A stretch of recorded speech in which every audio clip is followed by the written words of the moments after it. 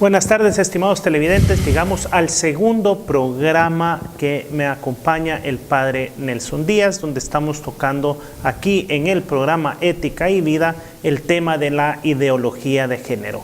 Padre, buenas tardes. Buenas tardes y buenas tardes a los que nos ven.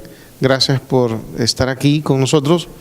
Y vamos a aprender algunas cosas interesantes. Por supuesto, retomando un poco sobre lo que hablamos la semana pasada de la ideología de género, está pues los temas que usted mencionaba, que esto se remonta a más de 200 años atrás, con el comienzo en la Revolución Francesa, pasando por algunos de los pensadores que han ido influenciando de alguna u otra forma la guerra mundial, de esa separación de razas que Hitler promovió mucho, con razas superiores, razas inferiores, o los que tenían derecho a vivir por su raza. También hablamos un poco de qué tipo de deformaciones pueden haber en las personas, pero que siempre prevalece un sexo. También que el problema de la ideología de género no es que el hombre o la mujer sean más, sino es la deformación que se da de este deseo de igualdad. Sí, decía que uno pues puede venir del vientre de la madre con alguna pequeña tara, pero que nace como hombre o como mujer, desde el pelo hasta la punta de los pies, es verdad. Y es verdad que la familia tiene que estar pendiente de los hijos, porque un pequeño desliz puede provocar una gran confusión en los hijos. Por ejemplo, un niño... decía cuando yo estudié, decía el psiquiatra, un niño bonito, que nace bonito y que todo el mundo lo chulea y aprende a gustar, es un niño que puede tener problemas de identidad.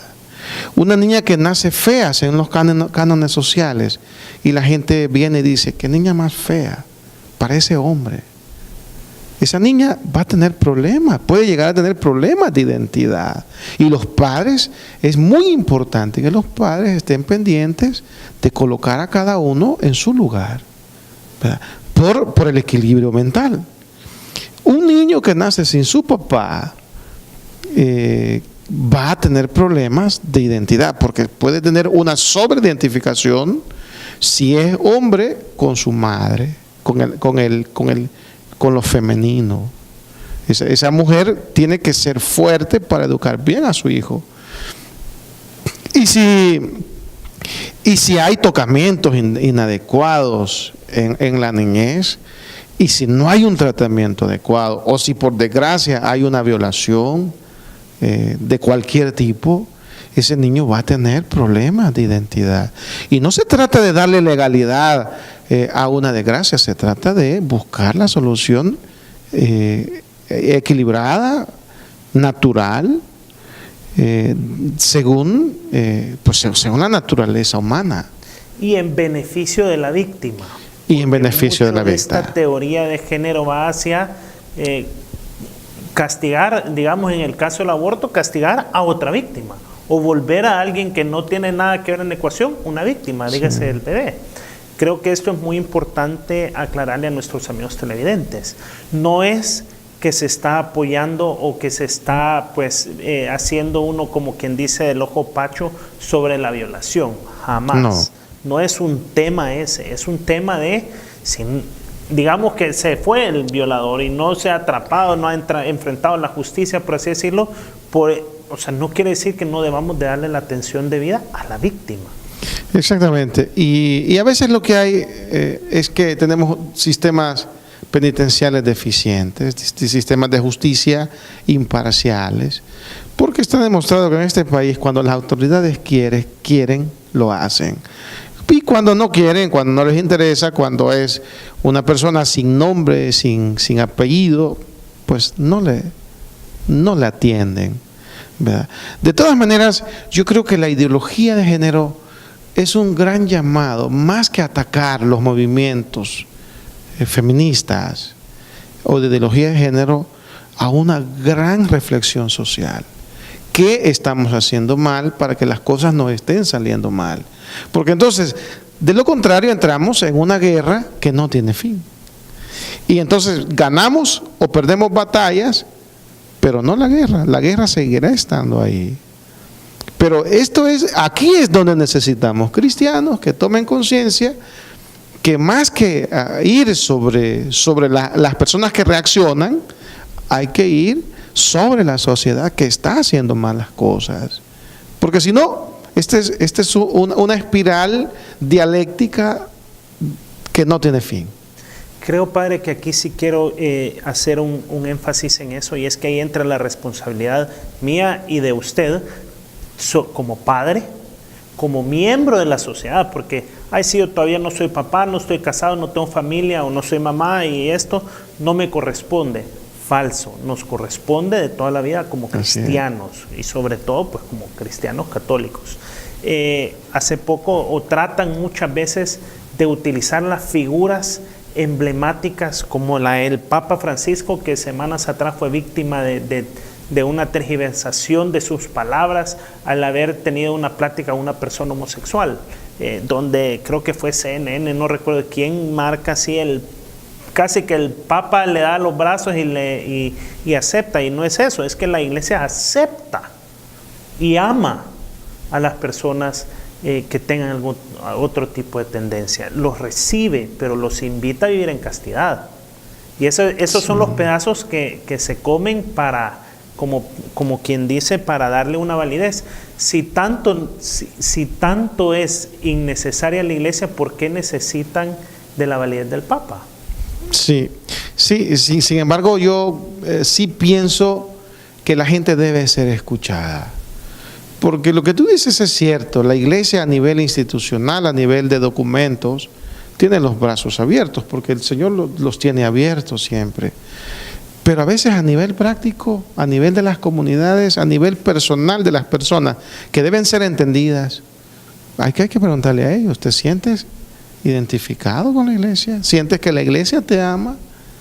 ¿Verdad? Porque ahí es donde, y en esto el Papa no, es un gran modelo. Yo creo que el Papa se nos ha adelantado 200 años, y por eso al Papa muchos no lo entienden. Pero el Papa tiene unos gestos tan extraordinarios, ¿verdad? Como él es que dice, hermanos, los drogadictos, los borrachos, los enfermos mentales son llagas abiertas del cuerpo de Cristo que urge ser atendidas. Pero no vas a ir a atenderlos desde tu propia óptica, tienes que preguntarles, ¿cómo te sientes? ¿Cómo te puedo ayudar? ¿Quieres que te ayude? Porque a veces vamos desde la prepotencia y desde el que se siente superior.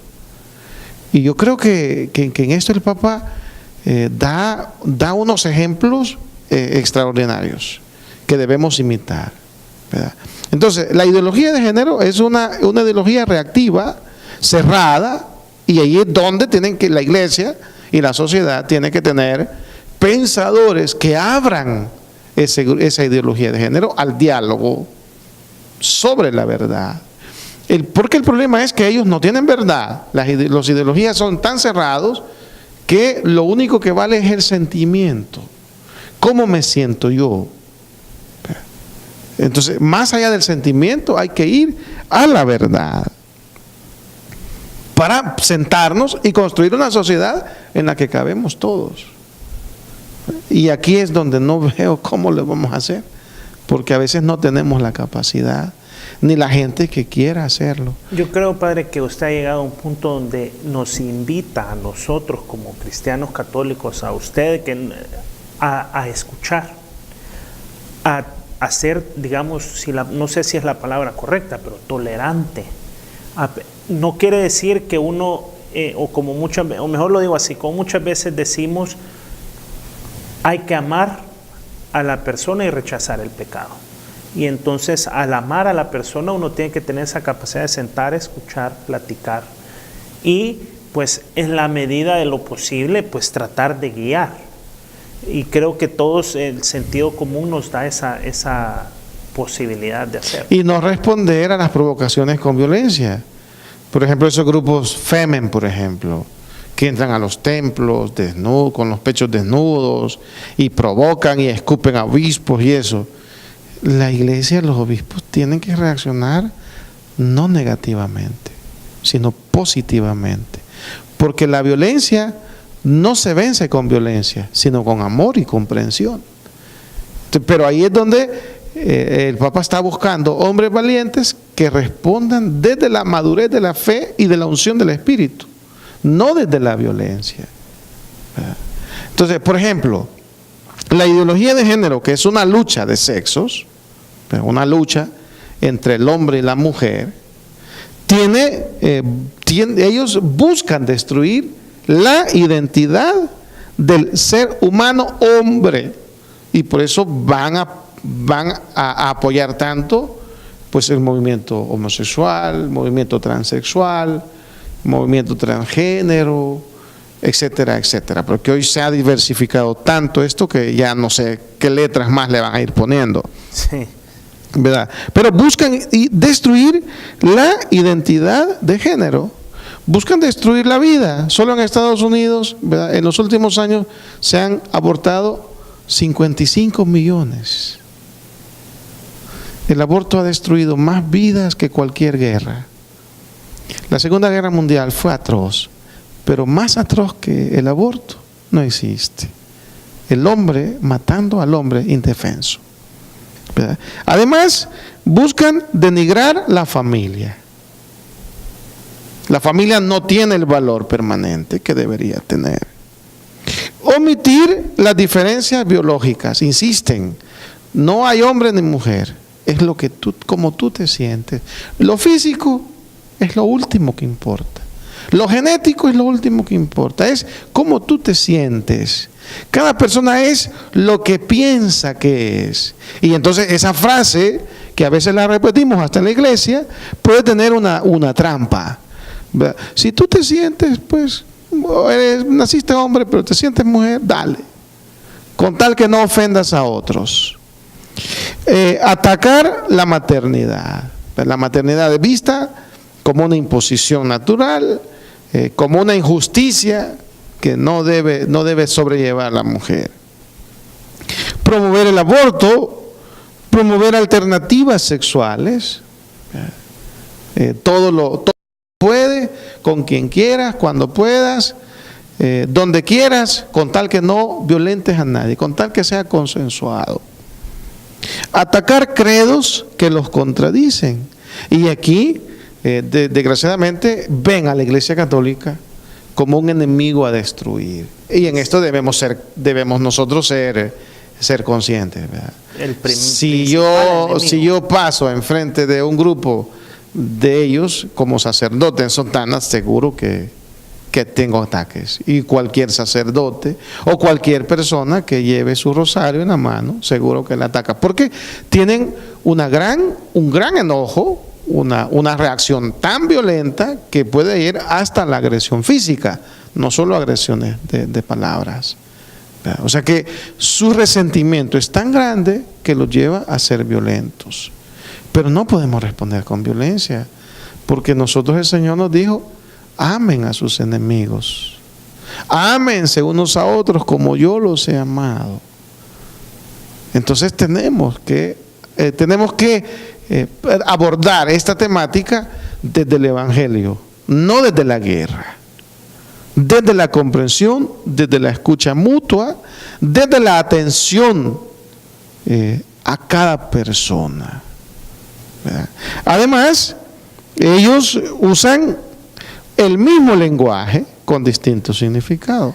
Así es, Padre. Vamos a hacer una breve pausa para luego pasar al siguiente segmento de este programa. Ya volvemos.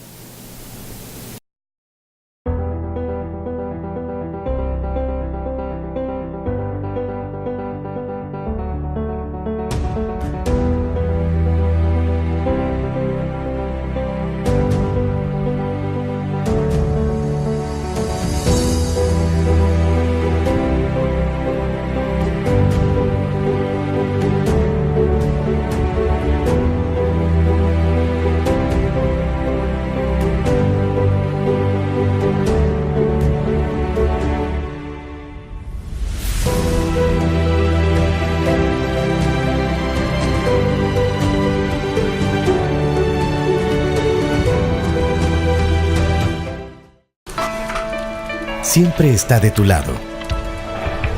Espera por ti. Te muestra señales. Te alimenta.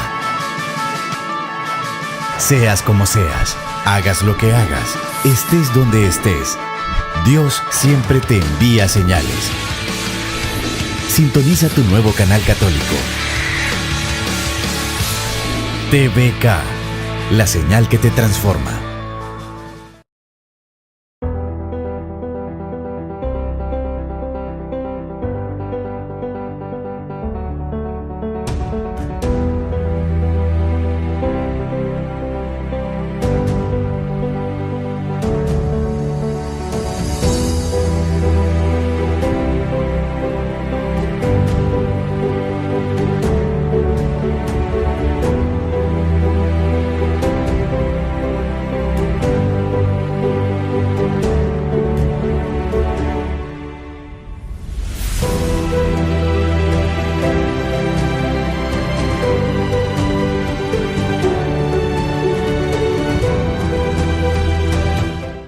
Llegamos a la segunda parte del programa Ética y Vida, donde por segunda semana consecutiva estamos tratando el tema de la ideología de género con el padre Nelson Díaz.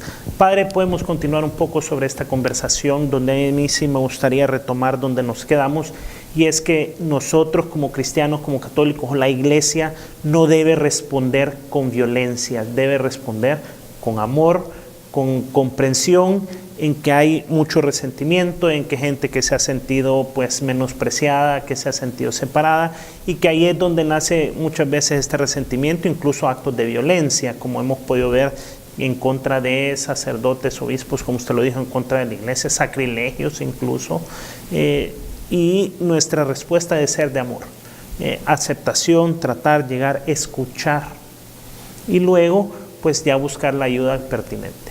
Sí, porque estas ideologías definitivamente son cerradas, y cuando el tratamiento es que atacarles a ellos solo vas a recibir ataque. Hay que ir de persona a persona y que cada persona se sienta aceptada como es, querida como es, integrada en los distintos aspectos como es, desde la verdad, ¿verdad? Porque la verdad del Evangelio y la verdad natural no se puede negar. Pero es cierto, por ejemplo, ¿qué culpa tiene un niño que fue violentado en su infancia y que su identidad mental fue trastornada?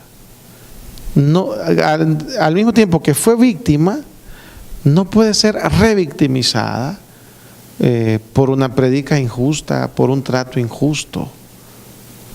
Todos en la iglesia debemos acordarnos que Cristo vino por los enfermos, por los pecadores, y esos pecadores tienen una identidad concreta.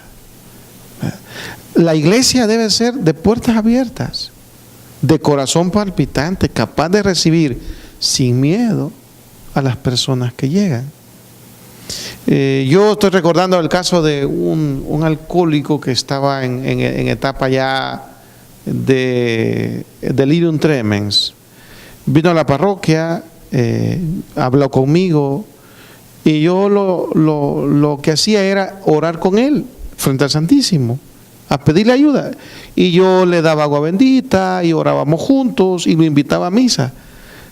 Pues sí, un alcohólico, ¿verdad? Huele mal, estaba sin dientes, iba pobremente vestido, a veces sin haberse rasurado muchos días, y él me decía: padre, usted me ha recibido bien, pero su gente me ha recibido mal, no me quieren dar ni la mano, piensan que yo voy a robarles.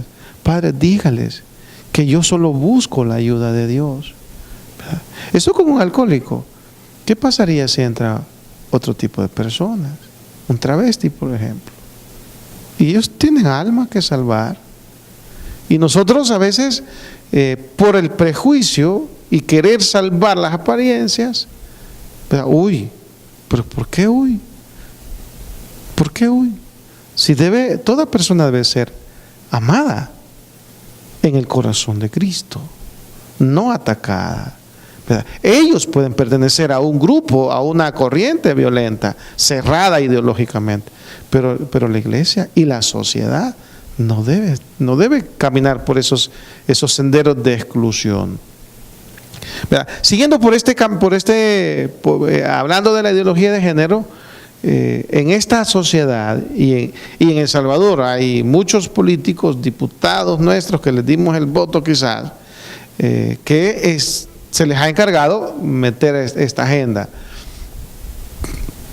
en nuestra sociedad. Entonces, ¿qué es lo que busca? Pues quieren que todo debe permitirse. Todo debe permitirse. ¿Y qué es lo que todo puede permitirse? Bueno, la pedofilia, la poligamia, la poliandria. Poligamia es un hombre con muchas mujeres y poliandria es una mujer con muchos hombres. El bestialismo, hay legislaciones europeas y quizás americanas del norte en donde están luchando porque el hombre, el ser humano, si se enamora de su animal, tenga una relación de intimidad. Eso es bestialismo.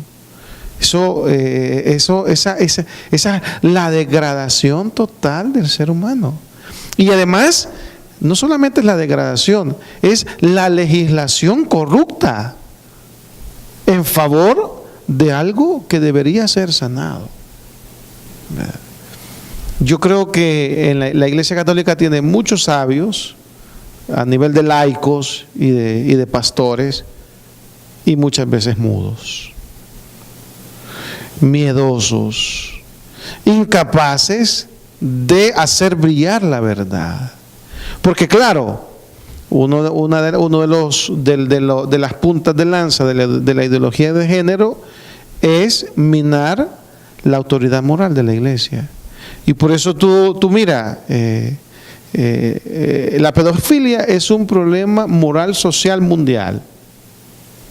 Claro, cuando es un sacerdote está en primera página. ¿Verdad? Pero es que el problema no es que el sacerdote sea pedofílico, el problema es que la sociedad es pedofílica. Entonces, dijo el Papa Francisco que la sociedad es tolerante con el pecado y cruel con el pecador.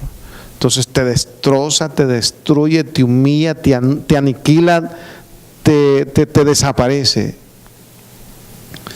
Es cierto que todo el pedofílico tiene que ser castigado, pero también tenemos que revisar cómo estamos educando a nuestros niños. Eso es muy importante, padre, porque cada vez, así como usted hablaba de la legislación en los países de Europa, de América del Norte, cada vez la legislación va a alejar más los valores morales, a alejar más cualquier tipo de cristianismo o religión, con este mismo afán de separar la educación moral de la educación intelectual, por así decirlo, y dejarlo eso pues a los padres. Si bien es cierto, es una tarea primordial para los padres, no quiere decir que las escuelas no tengan un rol que cumplir. Entonces, nuestras legislaciones nos quieren llevar a eso, a una separación total, que tenemos resultados como este, porque un niño en edad educativa pasa más tiempo en la escuela que en casa. Así es. Y yo te voy a decir una cosa, la democracia es uno de los bastiones desde hace más de 2000 años en los que nos asentamos. En la democracia el poder está en el pueblo, en la mayoría. Pero en nombre de la democracia se han cometido fechorías. Desde crucifícale, que las mayorías se abalanzaron sobre el divino Cordero, nuestro Señor, ¿verdad? Hasta consensos para aprobar el aborto. Aunque la mayoría diga en un país como Irlanda que aprueban el aborto seguirá siendo malo, porque es un asesinato. Y aunque la mayoría diga que se puede tener relaciones con un niño, eso no es correcto. No es cierto eso. Eso es una aberración humana. Aunque la mayoría diga hoy que hay que destruir la identidad masculina y promover identidades diluidas de hombre, no es cierto. El hombre como hombre masculino, padre de familia, tiene un rol constitutivo en la personalidad del desarrollo de una persona humana. Agarra tú un niño que ha sido abandonado en un hogar de niños abandonados. Ese niño tiene serios problemas interiores de personalidad. Le cuesta ser amado. Y tú te puedes poner de alfombra y no te va a creer que lo estás amando de verdad. Y muchas personas que no se dejan amar, lo que tienen es un pasado lleno de dolor, de rechazo y de abandono. Entonces, ¿qué es lo que hay que hacer? Sanarlos, ayudarles a constituir su personalidad sanamente. Lo mismo pasa en estos casos, ¿verdad? Hay que amar la familia, hay que amar el matrimonio. El matrimonio, ¿verdad?, tiene una raíz interesante. Matrimonio, de matriz. Matriz. El matrimonio es una matriz que es madre. Y el matrimonio es entre un hombre y una mujer, no entre dos mujeres o dos hombres. Es matriz, hombre, mujer. Munio, matriz, munio. Munio es defensa. ¿Defensa de qué?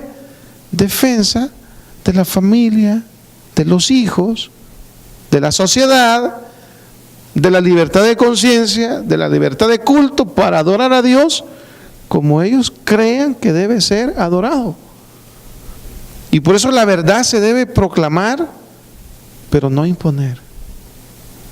Porque la verdad no entra por la violencia, sino por el esplendor de la verdad, que es humilde, pero es grandiosa.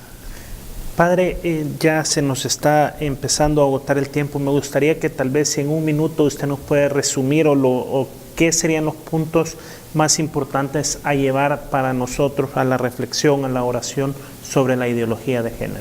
Bueno, primero, la ideología de género es un movimiento ideológico cerrado que lleva a que suscita en las personas un resentimiento contra el hombre, al que le achacan todos los males de las mujeres, de los niños y de la sociedad.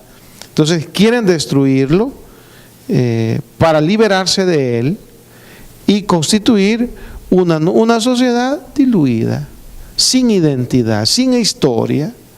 Entonces la invitación es que todos nosotros como iglesia y la sociedad entera debe reflexionar qué estamos haciendo, por qué la gente se siente tan incómoda y pretenden construir una sociedad distinta en la que no se han criado. Y por último, que anunciemos la verdad del Evangelio desde el amor, desde la comprensión y desde la ayuda mutua. Muchísimas gracias, Padre, por esta visita, por estos 2 últimos programas. Gracias a usted por estarnos sintonizando y recuerde que Dios nos ama, que Dios rechaza nuestro pecado, pero a nosotros como personas nos ama, nos recibe y sobre todo con el arrepentimiento pues nos perdona nuestros pecados. Muchas gracias por estar con nosotros en un programa más de Ética y Vida. Nos vemos la próxima semana.